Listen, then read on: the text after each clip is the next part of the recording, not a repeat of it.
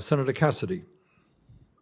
Hello, folks. Mr. Brill, the Orphan Drug Act was supposed to, I'm sorry, I got a glare behind me. The Orphan Drug Act was supposed to incent and has incented the development of drugs for people for conditions which are of a low prevalence.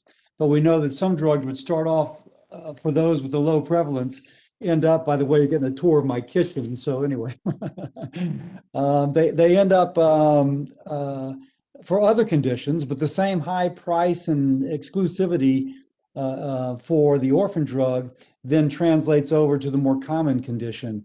What thoughts do you have about how we can address that? We want the orphan drug benefit, but we also don't want this kind of arbitrage where it then introduces a higher price than it should be for something else. Thank you, Senator Cassidy. As you may know, I think 7 out of the top 10 drugs being sold in the United States today were granted orphan drug exclusivities. And as you mentioned, the underlying principle here is desirable. There are rare diseases for which there may be underinvestment in R&D for products to treat those conditions, and some existing medicines may help in those smaller patient populations. However, the current structure creates this very strong incentive to pursue orphan drug designation and thereby extending the monopoly power across the sales of all drugs.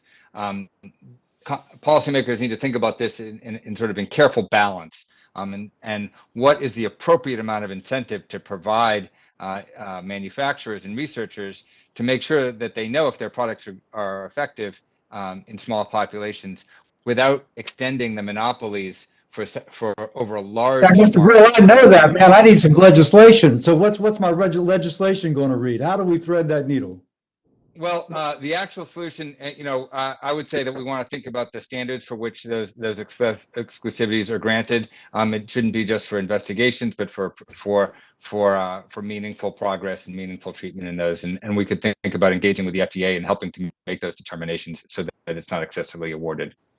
Dr. Kesselheim, you had mentioned the federal government negotiating with manufacturers, but this would be basically, in some cases, the United States government would be a purchaser of 99% of the drug produced. Think a prospective Alzheimer's drug. So, so-called monopsony power, a single purchaser. And certain oncolytics would be basically the federal government buying no one else. It seems to me that could have a chilling effect upon a company's willingness to invest in a drug if they thought the federal government was going to be able to unilaterally set the price. If a President Bernie Sanders decided that we're going to go to negotiating drugs, who would invest in developing an Alzheimer's drug knowing that the return on investment from Medicare would be so poor? Your thoughts on that? Sure. Thank you, Senator. So I would say, first of all, I would think that, there are certainly a lot of scientists out there, trying to find treatments and effective cures for Alzheimer's disease, a disease that we do not have any effective treatments for. And I think that their work will continue. But I would also say that if we do have a publicly funded but independent board that evaluates new products. Now, that's not my question. My question is in the venture capital and the people that fund that translational research from the bench, the dedicated scientists, to the clinical trial, which so far have been very fruitless and very expensive, but they're expecting a return on investment. What return would they expect? Again, if Bernie Sanders was president and you were his chief negotiator, yes, you could have somebody do an independent evaluation, but oftentimes government puts its finger on the scale. So how do we avoid that trap of squelching innovation when the federal government would be expected to give a very poor return on investment? Well, I don't necessarily think that the federal government would be expected to give a poor return on investment, because if there is a new drug, especially for a condition like Alzheimer's that doesn't have any good treatments, if a new drug was out there and it offered an extremely substantial benefit to patients with Alzheimer's disease, I would think that under this current system, we would pay a lot of money for that drug because it would help reduce so much excess spending on, care. There's a New York Times. I'll dispute a little bit because there's a New York Times article basically saying we should march in on drug companies' technology to make the COVID-19 vaccine, which is to say they've invested so much to put out a vaccine so quickly, but now we're going to force you to share your technology with others. I think there's always going to be this populist impulse to give something away for free. Are you saying that that would not be operative if there was a drug for Alzheimer's?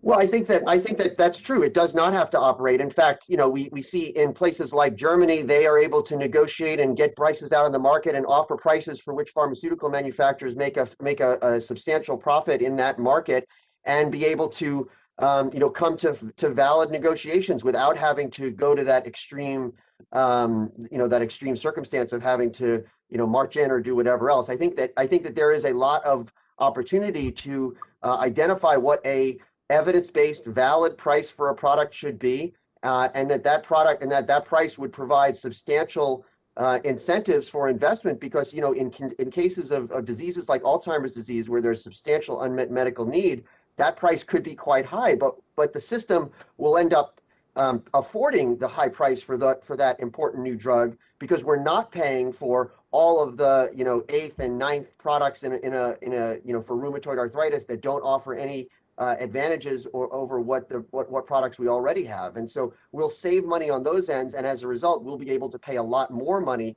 for really meaningful new innovation like the kind that you're describing. Out of time, I'll just finish by saying, one, I think you underestimate a politician's tendency to give things away for free, particularly when they belong to other people. And secondly, the German model has been criticized for having such a restrictive clinical benefit aspect that indeed it's just not fair. But that said, the overall gist, we pay too much for drugs, I'm certainly in agreement with. With that, Mr. Chairman, I yield.